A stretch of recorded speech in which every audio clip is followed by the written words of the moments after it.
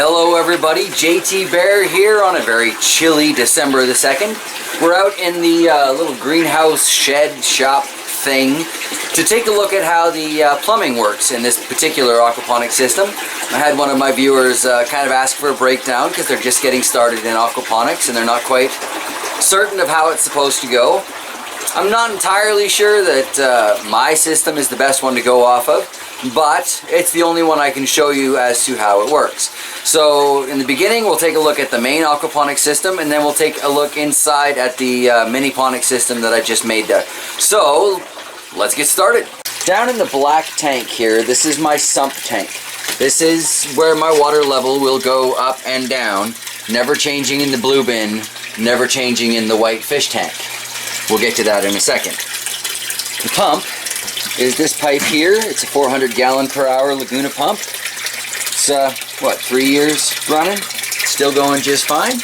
The water is driven up to where it's split either to the grow bed or to the fish tank. Let's follow along the fish tank at first here, where it goes under the plastic to keep some of my heat in. And then that just dumps into the tank itself. Let's see if we can, right there, as you can see, it creates a bit of a swirl. Fills up the 55 gallon drum. Then what you see here is the top of my solids lifting drain. This is an open T at the top, and it's also open at the bottom to allow any, well, poop to get drawn up as the water is pulled out and deposited over here in the swirl filter. And then once it's in here, it's just going to swirl around a little bit so that the heavier stuff drops to the bottom, and I can siphon it out later.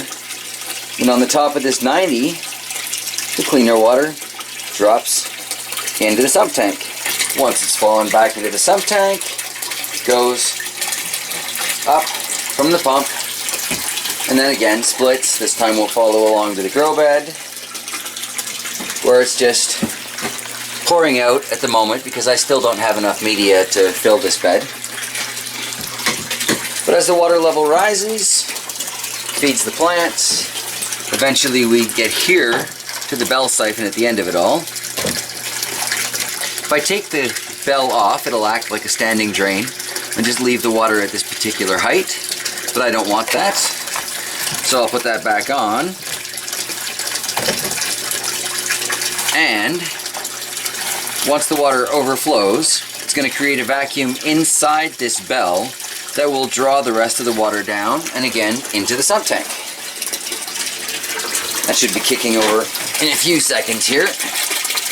This angled pipe that you see right there is the drain from the grow bed. And there it is, starting to tick over.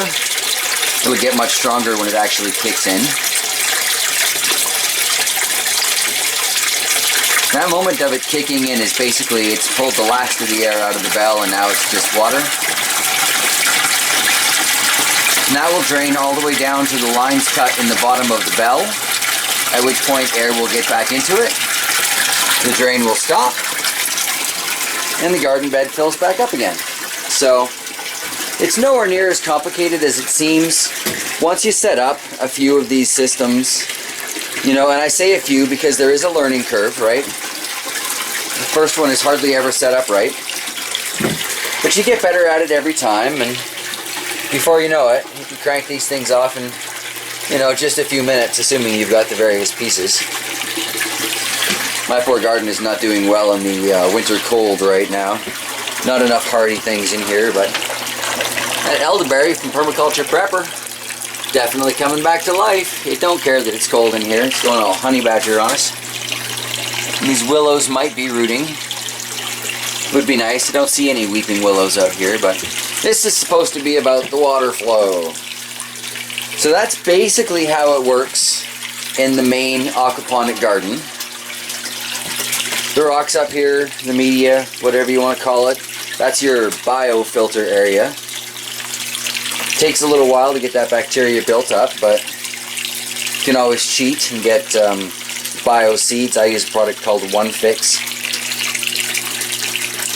And that's basically got all the bacteria you need to get the colony started, so just cuts a few weeks off the waiting time.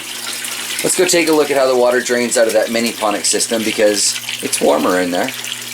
So with the miniponics system here, the little tiny fountain pump at the bottom is attached to the white PVC.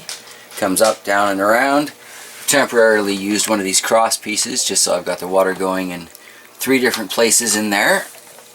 And it fills up till it gets to the top of the now black irrigation pipe that I've got in there. And it basically just overflows at the top. Now, to prevent any other flood issues like the other day, I just drilled a few extra holes in the side of that just to help water pressure keep it basically empty.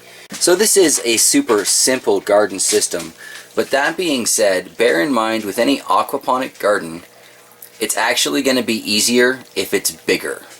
The larger the body of water, the less likely you are to have dangerous pH swings or ammonia spikes that are going to kill everything in your system. So that's part of why I stress this as a novelty garden, and I'm going to be using it as a hydroponic garden.